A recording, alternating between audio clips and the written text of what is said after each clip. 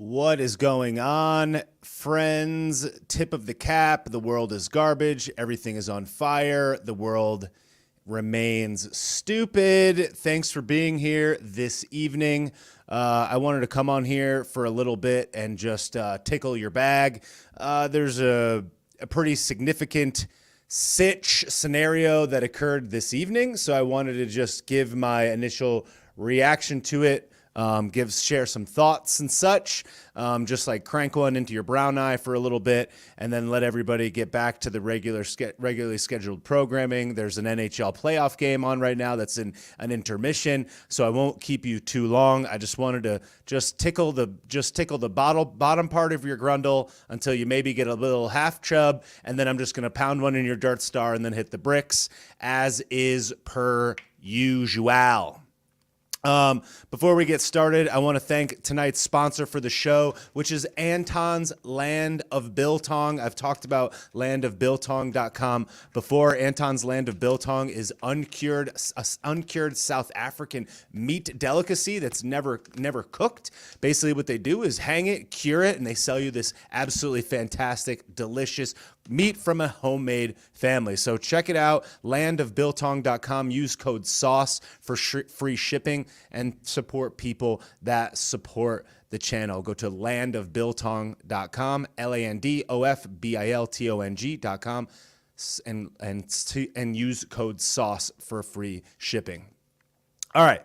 So, and thanks to Anton's Land of Biltong for supporting the channel and for sponsoring tonight. So, I wanted to talk quick about DeSantis. What up, Steve? I wanted to talk about DeSantis running for president and just give you my initial thoughts. And before everybody goes absolutely nuts, ham sandwich in the comments, and everybody just basically acts like the left and squirms and squeals and does upside down somersaults so that they can maybe get invited to have a steak in a golden room and a chocolate slice of cake.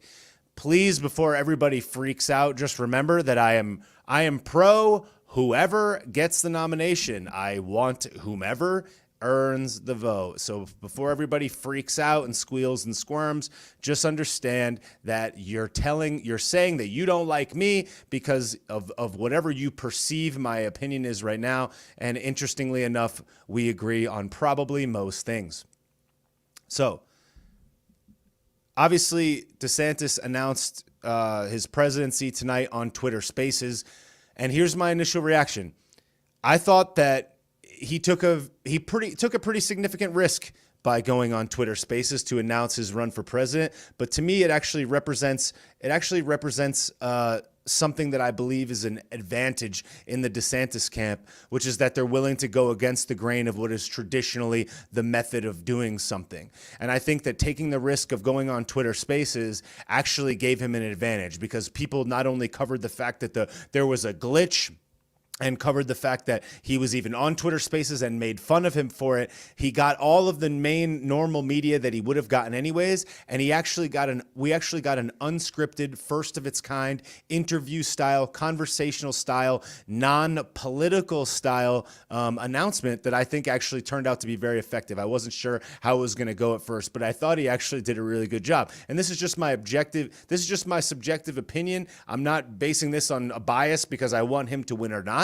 I may think that he might be the better candidate to win the general right now, but I'm just giving a real reaction to it as it plays.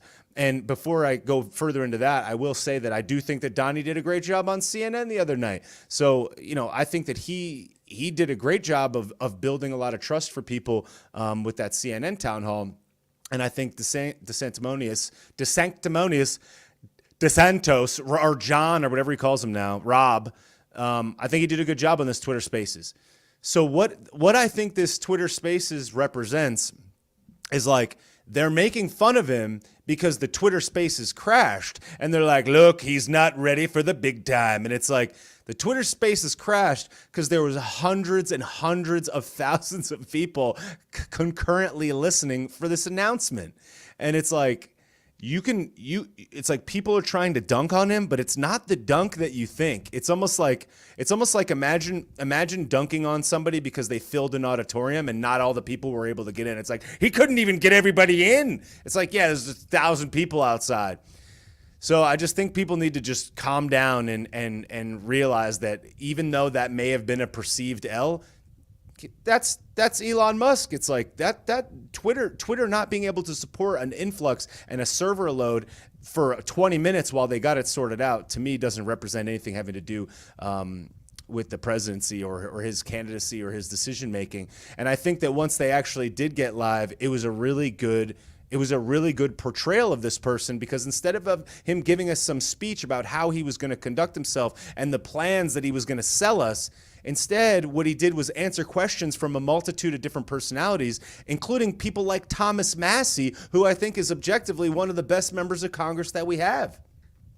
And it's like you got people like Thomas Massie asking questions and Elon Musk. And I think what people kind of fail to recognize is that Elon Musk has more in common with the average voter that's ultimately going to win the election than he doesn't. And I think what people fail to recognize, which I've mentioned a variety of times on this channel, is that there are only 60% of the population votes in a general election. Only 60%.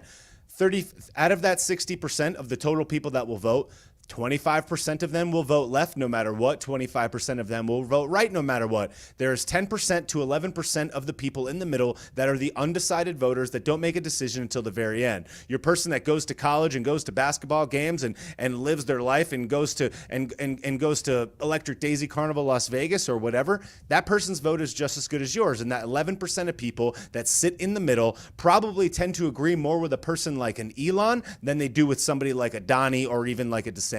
So him actually appealing to these people in the middle and the highly coveted Gen Z psycho upside down vote actually I think is strategically correct.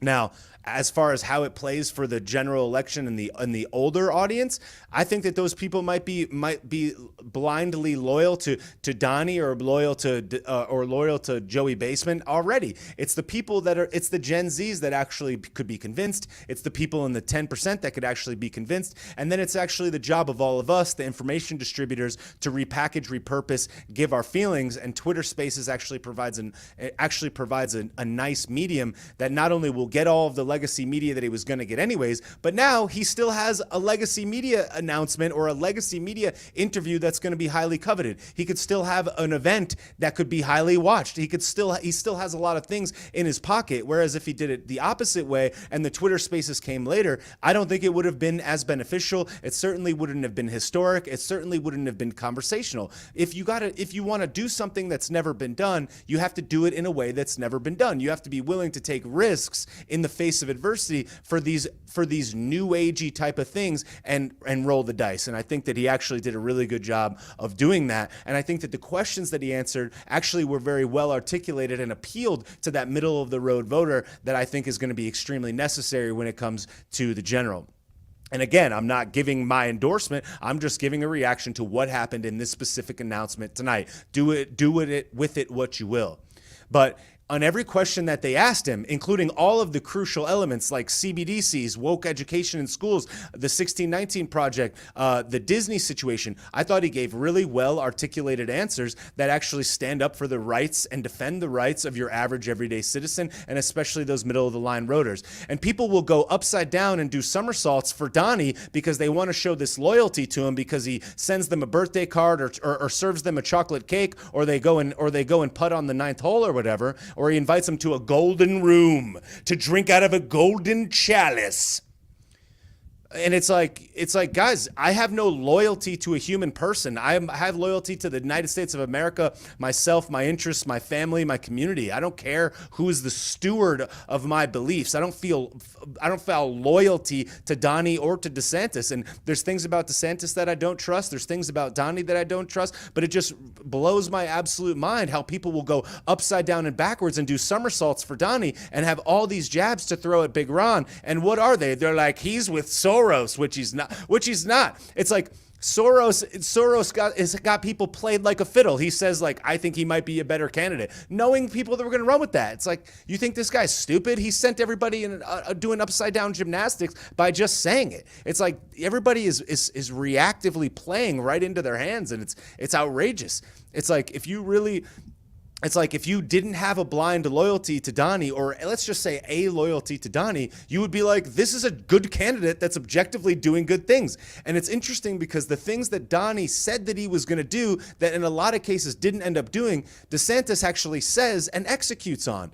And my boy Anomaly actually pointed it out really well in his live stream earlier, where he was just like, he's like, Donnie makes a big noise and he talks about all these things that he's about to do, and then some of those things he doesn't come through on. He's like, later in a couple of years, this is going to happen. And then it doesn't, or it kind of does, but it kind of doesn't. It might be worse. Whereas DeSantis doesn't really make a big stink, but executes consistently on what he says he's going to do. So it's like people say that he's like in with the globalists and Klaus and all these people. And it's like, he's anti-CBDC. He's pro-life. He's pro-Second Amendment. He's pro-First Amendment. It's like he's in a lot of ways America first. He's defending the state of Florida. There's this massive influx of people that are moving here.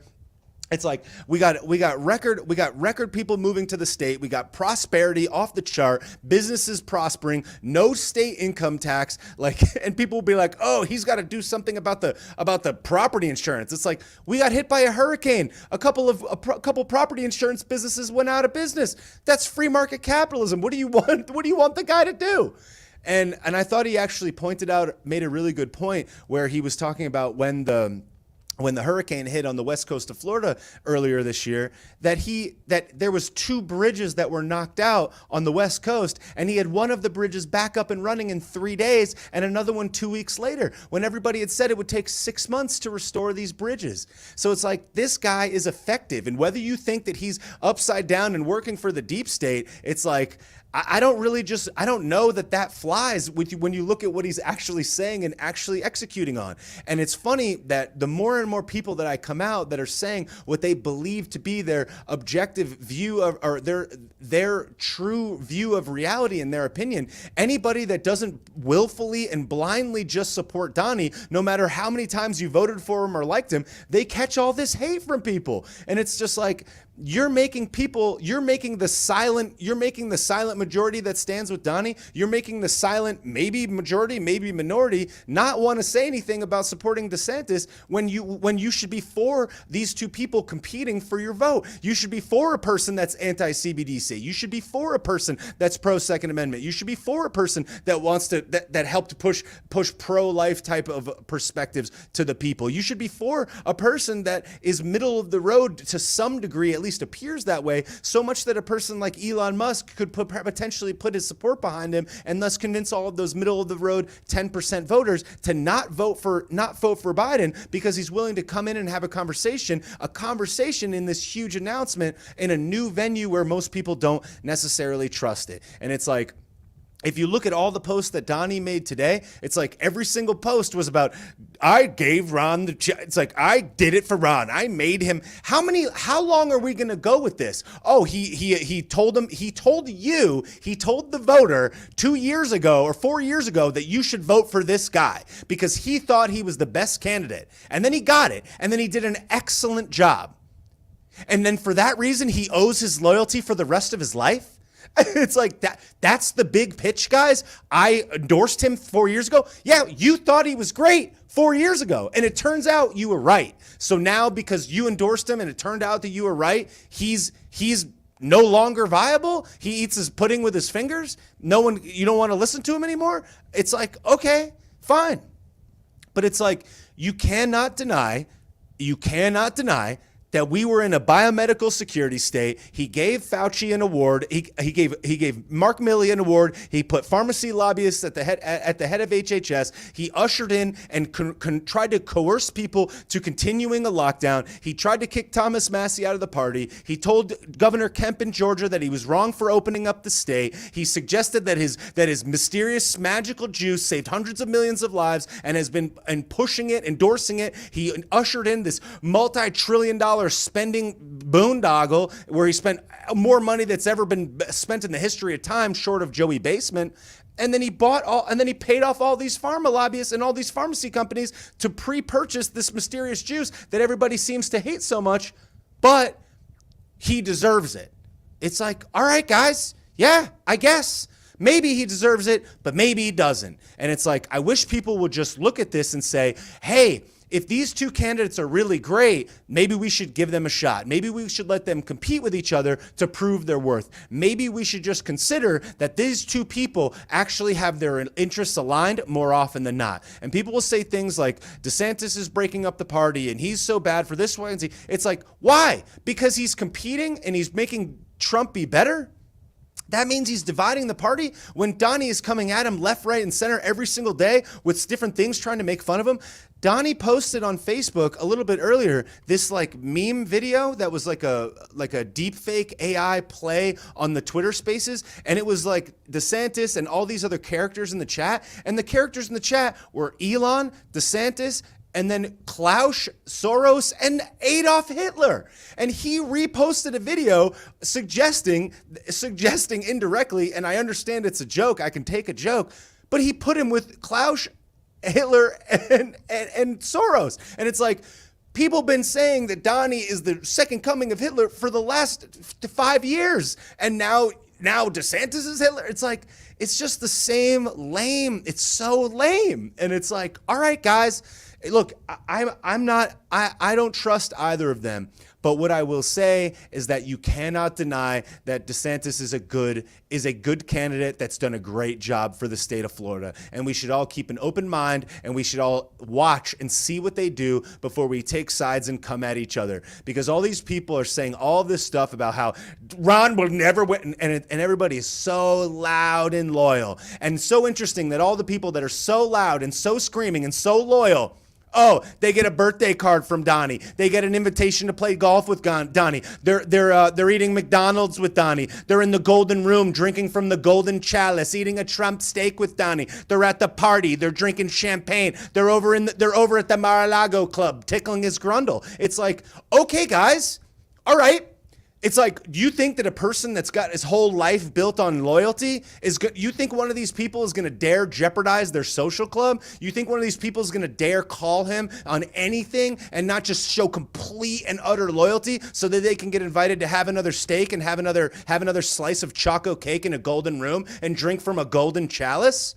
It's like, guys, it's like it's so mind-blowing how blind people are to what's actually going on. And it's like, this is a guy, it's like, why did Donnie say that he loves WikiLeaks? I love WikiLeaks, WikiLeaks, WikiLeaks, WikiLeaks. We're going to throw Hillary in prison. And then you don't throw Hillary in prison. They throw American citizens in prison, and WikiLeaks, WikiLeaks, WikiLeaks. And then when it comes to pardon Julian Assange, he's nowhere to be found. I don't know Julian Assange. I don't know who that is. So you're going to pardon Kodak Black and not Julian Assange. And you're going to let Julian Assange, who is arguably the most journalismist in the entire planet, that did so much for our free knowledge, and you're going to let him languish in prison, languish in jail maybe for the rest of his life, when you had the opportunity to be an outsider and save Julian Assange and pardon him because he was, I love WikiLeaks, WikiLeaks, and then you say you don't know him. Then you say you don't know who he is, and you let him go, but you let Kodak Black somersault out of prison and start smoking Newports upside down in a pile of weed. It's like, okay, guys,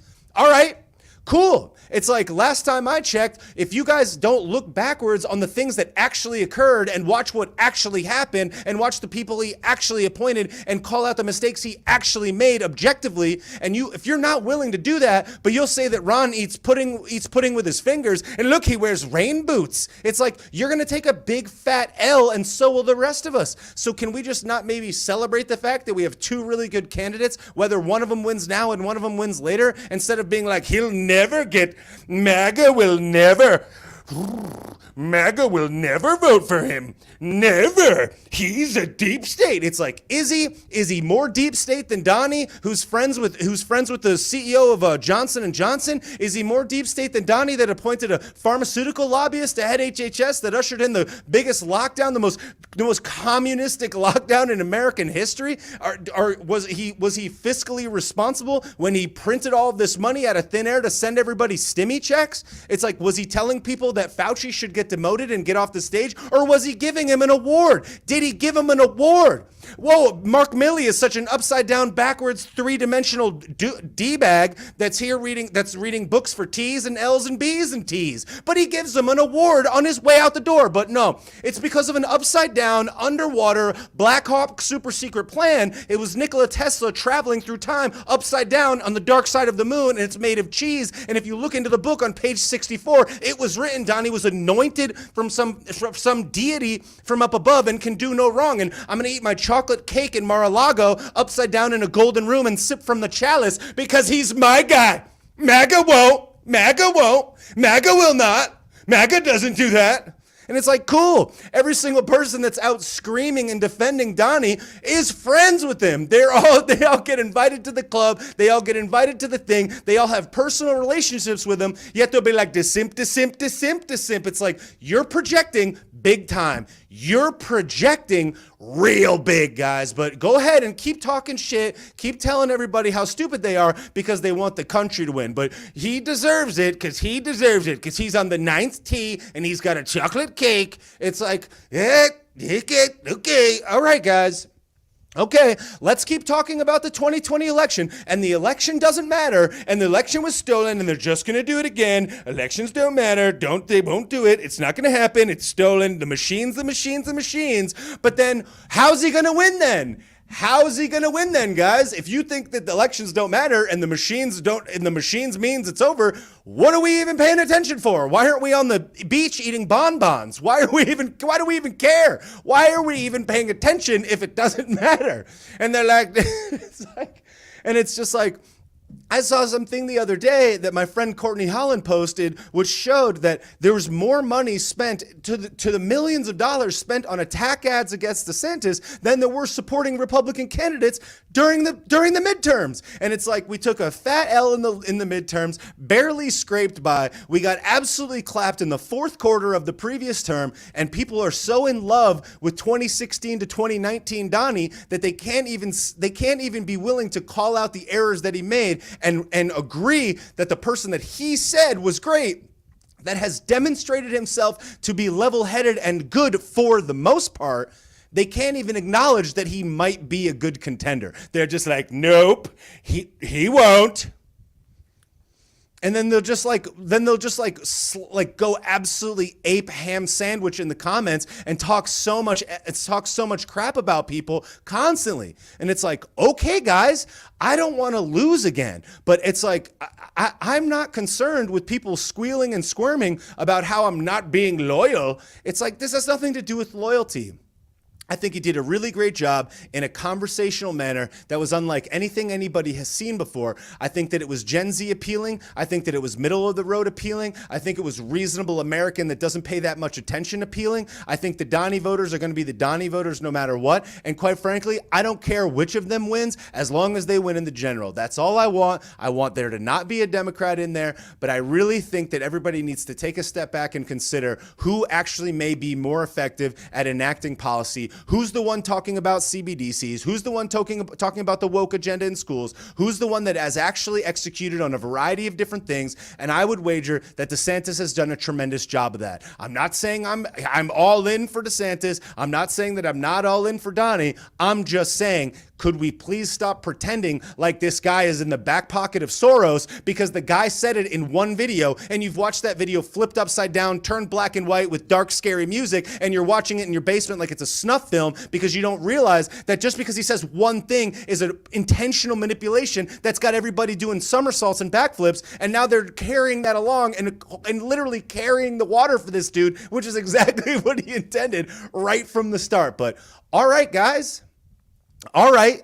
It's like, fine. It's just like, when I listen to the two of these people's talk, I think DeSantis is well articulated. I think that his points are succinct. I think that he tells you what happened, what the problem was, how he legislated around it, and what the solution was as a result. I think it's high quality. I think it's on point. I think he did a great job in that Twitter Spaces tonight, and I think he would be a tremendous candidate for president. Let the best man win. That's all I have to say. That's the message. That's the note. I'm not going to read the comments for now because I want to let everybody get back to the hockey game, watch the finale of this Panthers game. I'm not going to read the comments for now. I do appreciate you being here. I want to thank Anton's Land of Biltong. Go to landofbiltong.com. Use code SAUCE for free shipping. I appreciate them for supporting the channel and for sponsoring.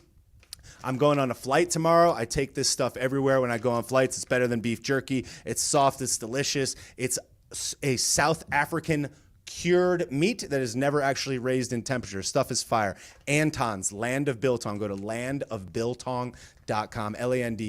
LANDOFBILTONG.com. Use code SAUCE for free shipping. Support people that support the channel. Big thanks to Anton's Land of Biltong. Thanks for being here, guys. I really appreciate it. Thank you so much for your time. And let's see what happens. Let the best man win. You want to come at me in the comments? I don't care. I don't care about it anymore because I learned a very important lesson many years ago, which was an analogy or a message or a metaphor or whatever about a race car driver, which is if a race car driver looks at the wall, he crashes into the wall. You get what you look at. Keep your eyes on the track and keep moving forward. You won't hit the wall. I'm not going to pay attention to people that chirp me about Donnie. I'm not going to pay attention to how many followers I have. I'm not going to pay attention to the negative reinforcement in the comments because I know that there's some of you out there that agree with me that may not want to say anything about it. And here I am saying what I truly believe at a moment that I think is necessary. That's the message. That's the call. DeSantis announcement. BobbySauceShow.com, episode 30. Thanks for being here. I really appreciate it. I'll talk to you guys later. Thanks so much for being here. Thanks, Facebook. Thanks, YouTube. Appreciate it. Thanks, TikTok. That's all for now.